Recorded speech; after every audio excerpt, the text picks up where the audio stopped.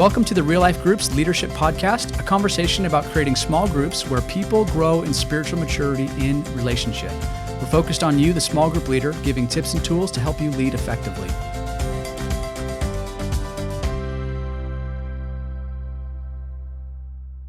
Well, I want to welcome you back to the Real Life Groups Leadership Podcast. And today I'm really excited. We're having a conversation with some friends of ours, Mike Wraith, who is actually a local, let me read this right, licensed clinical social worker in our community.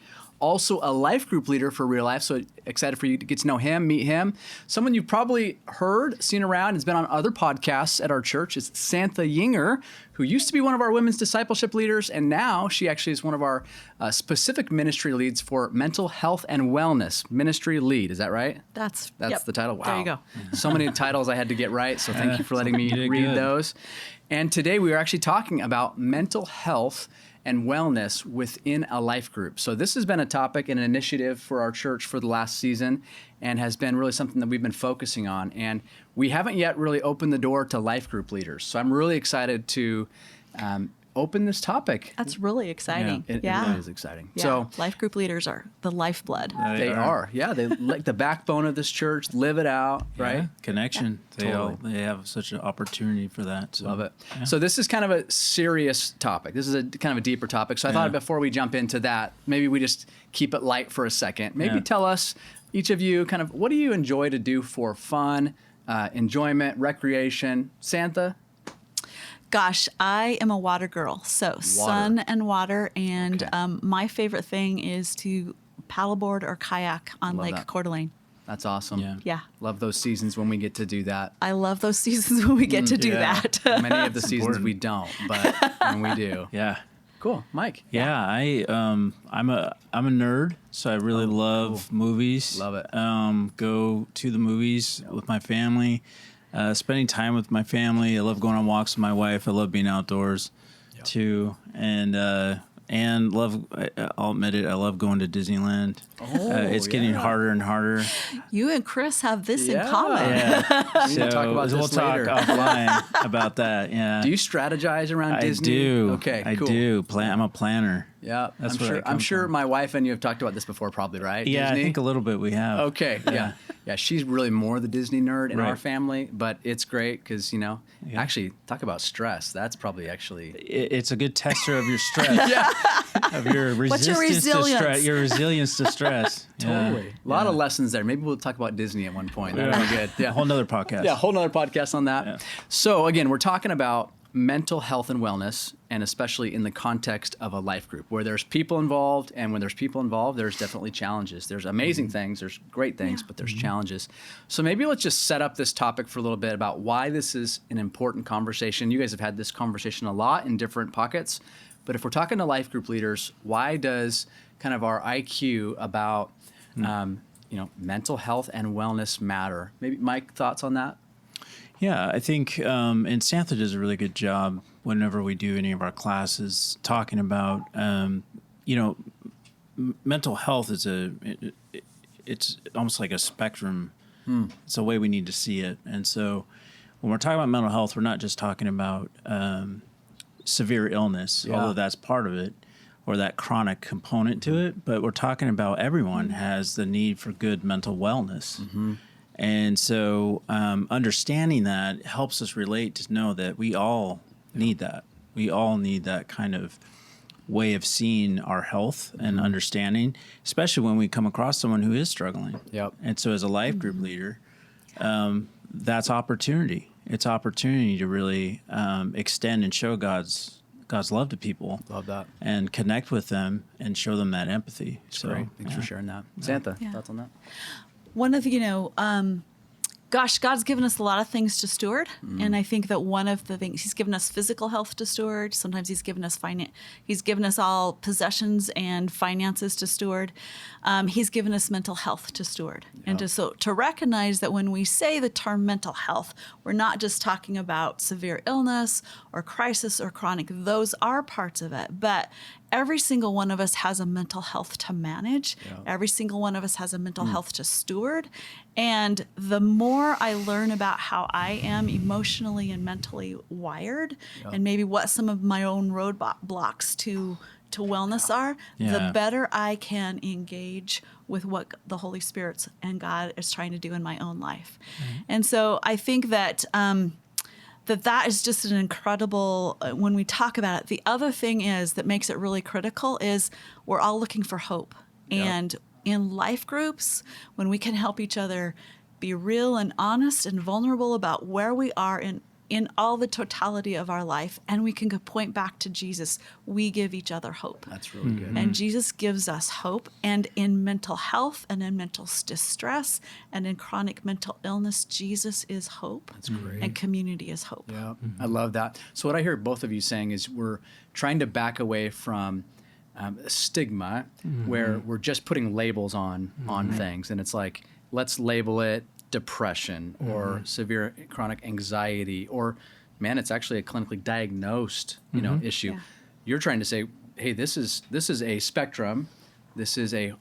Everyone's at a different stage of their mental wellness as well. Is that true? Yeah. And I think, especially when we were talking earlier, the understanding of stigma. Yeah. And I think the extra challenge sometimes within the church setting is understanding that, we need to approach mental health or mental illness or that issue as if it's just as serious as someone who has any other chronic need, any other illness of some kind.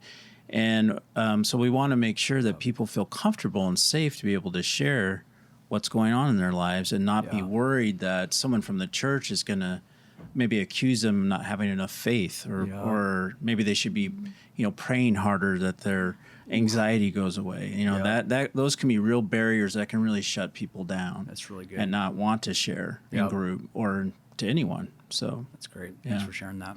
Yeah, that's so critically important to recognize that where we've put stigma on things is maybe sometimes because we've not known how to handle things and not known how to respond to some things, and to recognize that Mike does a class that we've designed, and there is a continuum that we talk about that goes all the way from feeling in chronic to acute distress to I'm feeling okay and I'm feeling good. And so then recognizing that any one of us can fall on that continuum at any time. And there are some people that, if you believe that God allows certain things to happen in our lives because we live in a fallen and broken world.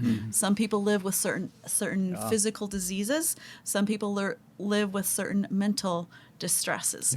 And to recognize that story has good hope in it, and that story needs community in it, whether it's a physical disease that you have to learn to manage, or whether it's a mental illness disease that you have to learn to manage. That it's not to be stigmatized, it's actually to be embraced, that this is part of the story that God is writing in this particular community. Yeah. Let's talk about community for a second, because I think this is the key part related to how this topic relates to a life group, because people get involved in relationship. And a lot of times when you start a relationship and someone joins your group, right? I'm thinking of, every quarter we launch new small groups, new groups. And so you walk into a group and it's like, hey, it looks great. This is a great conversation. Then you get to know someone. And again, as you add people to a group and as you add time in seasons, you start to get to know people. In our previous podcasts with Fred Bosse and Christian Putman, we actually talked about shepherding and things to look for in a group. So this is kind of a continuation in some ways of that conversation. So when you talk about being in a relationship with people, a lot of times they're not going to share that kind of thing early on. Hey, I struggle with this. I have past an anxiety or depression. So those things start to come to surface. If you're a group leader or you're just in a group, how do you begin to navigate that? Well, I think too, the leaders I've had in my life that I look up to are the ones who are transparent about their own struggles. Yep. And so being able to constantly be talking about, this is how God's intervened in my life, and here's the struggles I've had. I think if you create an environment where people can share their life, it's great. And it's that's how you get to that safe, trusting environment, because that's what we're trying to achieve here, is creating an opportunity for connection. Yep. So many times you have people come into a group who maybe are struggling with some sort of mental illness or mental health issue. Yep. And if they're already going to feel like they're on the outside, they're not going to share. Yep. And they're going to feel isolated. Yep. So how do you create a environment where people feel connected? That's so good. And being transparent about your own struggles in life is one of the best ways of sharing that and creating that safe environment. You're breaking down walls because you're actually going, Right. hey, I have my own struggles. Yeah. And people identify with that. They relate to that. And you'd be surprised at how many people will go, I didn't know. Yeah. Now I feel like I can share. Yeah. Oh my gosh, I relate to that. Totally. You know? Yeah.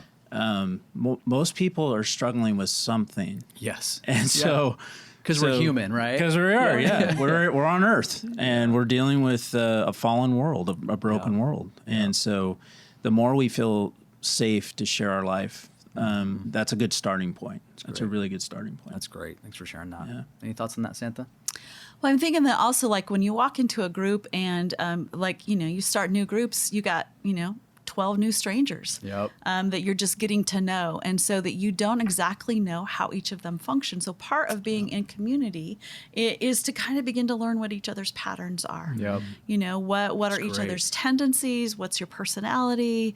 When things are stressed, what do you look like in that situation? What's kind of a normative? So then that way, as I get to know the patterns and habits of who you are, Yeah. I can better understand when you're not being who you are, when you're not being yourself, when maybe Yeah. there's something that I need to press in a little bit more. Yeah. So I think becoming a student in an appropriate way, Yep. a student of what is the patterns and the interactions of the people in your life group, and so that you can recognize. And part of it even starts becoming aware of what are my own patterns. Yep. What are my own patterns? What do I look like when I'm under stress? How do I react when I've not had a good day? I've just had a fight on the way here. So how am I going to probably interact? Yep. Nobody else probably fights on the way to life group, No. but No. no. Yeah, yeah. Yeah. But I love that. Well, and that's that intentional piece. That's, and I like how you said be a student, because you want to become just well aware of what someone's lifestyle is like. Yep. And that doesn't always mean, and I think that sometimes this is a misunderstanding when people are becoming leaders. Yep. Now I have to become best friends with everyone, Yep. In our group. And but it is getting to know them at a certain level, and maybe getting them connected with someone else in the group Absolutely. who can connect and build that relationship. Yep. The bottom line is you need someone to be going on a journey Yep. with someone else. Yep. Yeah. And if they're struggling by themselves, Yep. that'll continue. That they will isolate, and that's one of the main ways the enemy likes to get in there. That's good. And really discourage people. That's really good. Is Yeah. isolation. So opportunity as a life group. That's why I love this structure. It's really opportunity for people, maybe even for the first time, to have a sense of community, a Yep. sense of connection. It's great. So, Love it. yeah. yeah, I think that as every one of us comes probably with relational hurts, I don't think that we get through life without relational hurts. Yeah. And so then that sometimes can be the roadblocks within life groups. And so then even just learning how to navigate and create safe environments where people are not fixed, but people are heard and seen, where Yep. people are journeyed with Yep. and not like abandoned, like, hey, that is way over my head and that's too much. But to go, hey, we're going to do the hard things together. So I have a question kind of on a couple pieces you guys just brought up. One was, these patterns that play out, and you're going, hey, when you recognize a pattern change in someone's behavior, obviously starting with yourself, but if there's someone in your group that you're saying or seeing a shift in temperament, a shift in something, that's one thing. What do you look for? How do you look for that? What are some of those things? And then how do you kind of respond to that? What would be some of the ways that you would engage with that conversation? Just curious at your guys' perspective at that. Yeah, I think for a lot of people, it can be sort of unique to that person. But I think if you're doing an overall, you want to be looking for people who are struggling with their mood. If you know a certain type of mood that they normally bring to the group, and that mood's changed drastically, that's something to be looking for. I think also we talked about it, isolation. If someone is regularly coming, for example, and now they missed 2 or 3, and then you're trying to call them and you're texting them and they're not really getting back to you. I mean, these are patterns to be looking for. Constantly in a place where maybe you've known their pattern to be that they're they're, not life's perfect all the time, but they're normally, able in an emotional state where they're regulated. They're able to, kind of handle the ups and downs. And all of a sudden they're super emotional all the time, and it's hard to get them out of that. And and they're crying a lot. And, so those are the changes in behavior, because some people just have personalities that's what they are, and that's okay for them. That's like a baseline. This is right. That's a baseline. Yep. Thank you. That's a very good word to use. But that's why it takes that time and intentionality of getting to know people. And you got to create a space to do that. That's good. And so how would you respond then? You're seeing some of those pattern changes. What would be some of the first steps if you're a leader? Can I also say something in that patterns? Yeah. So I think that another thing to begin to look at is like, what are the patterns in their story?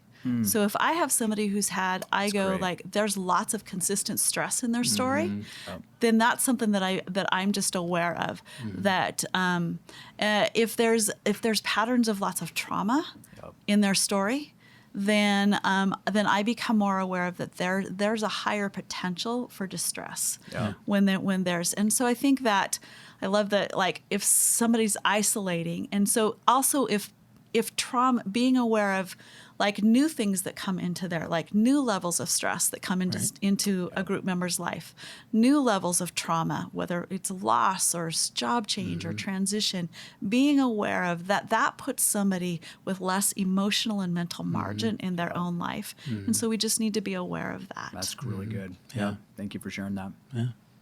Yeah. So how would we respond when we see some of those pattern changes? What would be some ways, maybe from a group leader's perspective, or things you've seen? Well, I think it's reaching out. And what would that look like in the reaching out? Yeah. So I would say, a phone call, personal side to it. Maybe it even might be, hey, I'd like to come by and check on with you. Get kind of face to face with someone. Face to face has so much more of an impact with people, positive impact.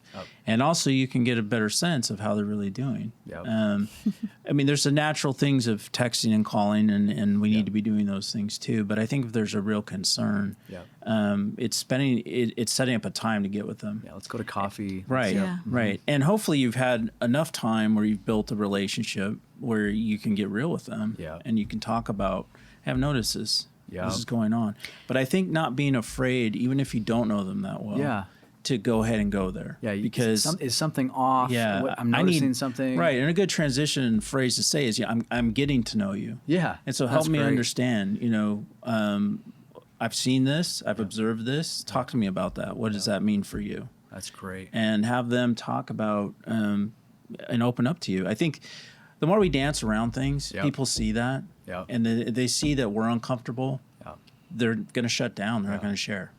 So the more we can just be out and comfortable and show this is okay. The more that they're going to be like, I'm noticing something. I want to bring this up. It's uncomfortable, but they'll respect it more often than not. Great.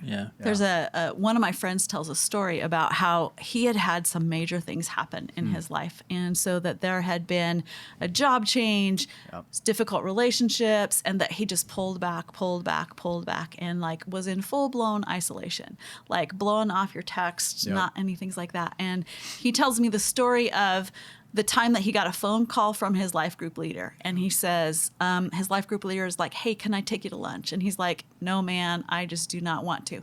And the guy was like, I'm sitting in your driveway. Just come out the door and get into the car and let me take you to lunch. That's great. And so, to me, it's sometimes it requires that, like, you're going to resist my pursuing, because often we kind of get into these cycles of my isolation feeds my isolation. And the very thing that I need to break out of that, I don't know how to do that. And I need you to come find me. That's such a courageous leader. I love that. If we're talking about people who are really in that level of, we call it in the clinical world, decompensation. So if they're getting to that point where they're functioning at this level, now they're way down here. The idea sometimes of stepping out of their house, getting up in the day, that is a monumental task for them to achieve. So again, creating a safe space where you can speak into their life, get in there, as appropriate as possible. And be on that driveway and be like, hey, you're out of excuses now. Come on into my car. We're going to go to lunch. So even something like you mentioned there, like getting up, getting dressed, and that reminds me of that there are practices that we all need to have for mental wellness. For mental wellness, and that the better that we practice those things, and the better that like we can even like that's even some of the patterns that you can look for. Like, do I get good and adequate sleep? How's my exercise level going? How are my group members? Are they do they have practices, even just tiny small ones that would lead to good mental health? And if you notice that they have those good practices and then they start falling off, like, you know, I don't know how many of you guys, I'm in that category where my life can get busy and me going to the gym does not begin to happen. And I need some people to say, hey, I haven't heard you talk about getting out and doing, moving your body for a period of time. I need people to help me stay on track with some of those practices. Yeah.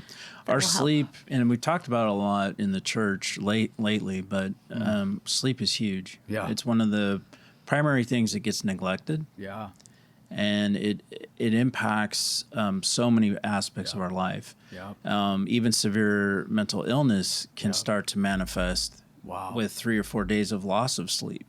You know, we will have people show up at the hospital and we'll think, well, that person must have schizophrenia, or maybe they've been doing some drugs that are causing these type of symptoms of hallucinations or whatever. It's like, oh no, they just haven't been sleeping for 3 or 4 days. Wow. So understanding the impact of how God's created us, and that we're actually supposed to be awake in the day and we're supposed to be asleep at night. And that's not always the case for everyone. You got swing shifts and people working at night.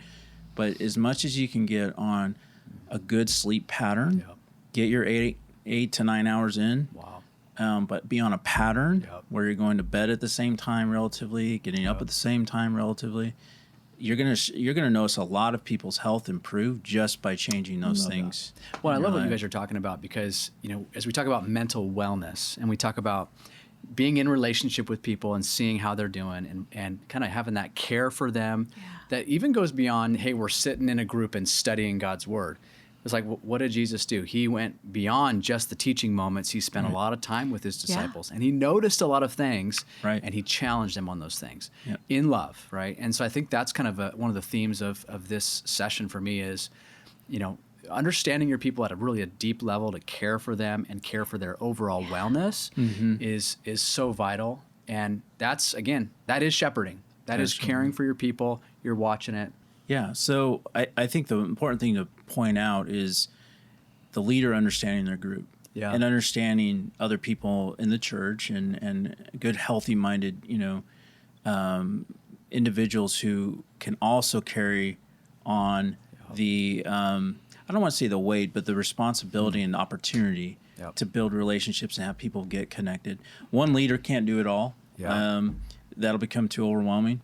And so you'll start losing leaders that way. And so, but that leader being able to see, you know, I see that John Smith's struggling, and, you know, Mark over here, you know, I think they make a good friendship, or they make a good mentorship, or whatever is good. And the idea is, again, that people need to get connected. They Supporting need to feel each connected. other. Yeah, it's really good. One of the things that I love about our life groups, that it's not all on a leader, that we all are to be disciple makers, and that we're all in that process. And so as a disciple maker, I get to know the patterns of the people in my group. And then it's so incredibly important that men talk to men about the patterns that they see, and that women talk to women about the patterns that we see. So the onus is not just on the life group leader, or even just the life group leader and his spouse, but that it's on those of us who show up to life group and we're disciple makers. Love that. Is that we learn to recognize patterns, and we learn to have good habits and practices that we encourage one another in, and that women are doing that more intentional investing to women, and men are doing that more intentional investing to men. And then when you need to have harder conversations, or just like, hey, I'm concerned about, I see this, I'm noticing this pattern, that you've already created those trust relationships. Yeah, that safe space. That safe space. And I'll definitely acknowledge, you know, my wife and the women in my life, they seem to have a perception that's a lot higher than mine about situations. It's like, hey, did you know that they're struggling? I'm like, I had no idea. Listen They're here. to them. So have the perception. Same here. Who has the intuition? Listen to those people who have intuition. But I love that reminder from both of you that this is a team effort. We care together as a life group. And a cool special announcement for the end of this podcast. This is actually the first of 2 parts. I should have said that at the beginning of the podcast, but I didn't. We're going to actually have a second part of this same discussion next time, and we're going to be talking about kind of the flip side of this. We've been talking about mental health and mental wellness. We're going to be talking about crisis response when we have situations that maybe don't go as planned, when difficulties come and they really do get kind of in the serious side. So we're excited for that. I want to let you know we have a variety of tools that we kind of mentioned that are going to be in the show notes, so check that out. And then in our next podcast, we're also going to talk about a variety of next steps that you can take as leaders. But again, I want to remind you, it's not all on your shoulders. There's so much weight that you do carry, but what you do does matter. You are making a difference, and just the relational environment that's created in a group makes a difference. Makes a big difference in people's health. And so connection, thank you. Connection. Yep. We need that. We need that as people. Again, we're in a broken world. We're going to deal with situations, and that is the human condition that we're in the middle of. But we get to see the best scenario play out is when people are growing in spiritual maturity in a relational environment together as the church. So we're looking forward to this next conversation. Thank you guys so much for today. Looking forward to next time. Thank you. Looking forward to it. We are grateful for the investment you make each week as you reach the world for Jesus, one person at a time, and make biblical disciples in relational environments. For notes from this show and other great resources to help you grow, visit realliferesources.org.